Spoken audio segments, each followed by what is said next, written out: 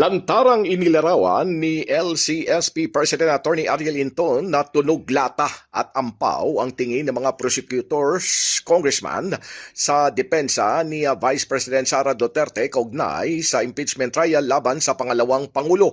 Nagtataka si Attorney Hinton kung bakit tila ang prosekusyon ang naghahanap ng ebidensya ng depensa sa halip sila ang dapat magpresenta ng ebidensya para makonvict si VP Sara. Paliwanag pa ni Atty. Hinton na anyay sa paglilitis umano'y matutuwa pa ang abogado kung ang kalaban niya ay walang ebidensya. Pero sa impeachment trial ni VP Sara ay tila hindi ganon anya ang prosekusyon. Tunog lata daw o ampaw ang depensa ni VP Sara Duterte sa impeachment. Ito pahayag ng ilan sa mga prosecution congressmen. Pero pag narinig mo sila, parang hindi sila masaya, no? Sa mga abogado, pag walang ebidensya yung kalaban, abay dapat magdiwang nga. Bakit? Walang ebidensya yung kalaban, no? Pero bakit dito sa impeachment trial ni VP Sara, pilit na naghahanap ng ebidensya ng depensa ang prosecution. Samantalang hindi naman yun ang obligasyon ng mga prosecutors. The prosecution should prove yung kanilang kaso laban kay VP Sara. They cannot rely on the witness of the defense. Nga. Nagtatanong si Atty. Hinton na dahil strategy ba ito ng prosekusyon kung saan para sa kanila ay dalawa ang korte. Una, ang impeachment court at ang court o public opinion.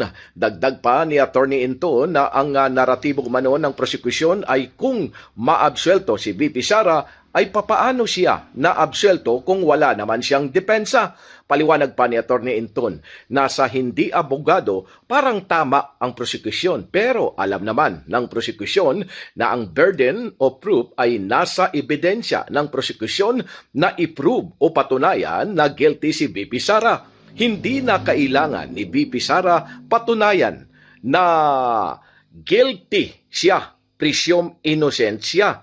Giit pa ni Atty. Hinton kaya kung mahina umano ang ebidensya ng prosekusyon o kaya may ebidensya pero hindi naman umano admissible as evidence ay wala rin din anyang saysay ito.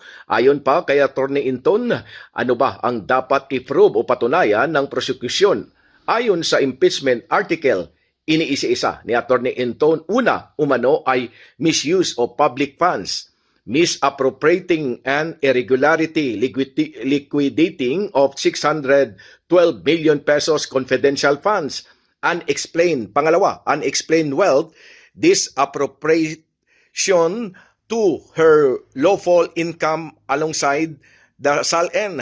Pangatlo, bribery and graft involving DepEd subordinates. At panghuli, ang grave threats at betrayal of public trust for threat against lives o buhay ng Presidente, First Lady at dating House Speaker Martin Romualdez.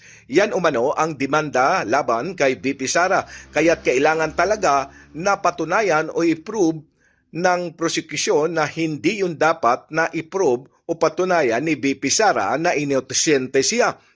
Dahil abogado naman anya ang mga nasa prosekusyon, alam nila yon pero dahil lamang sila sa media coverage ay baliktad ang napapalabas nila na ang burden ay nasa kay VP Sara na patunayan niya na inosente siya.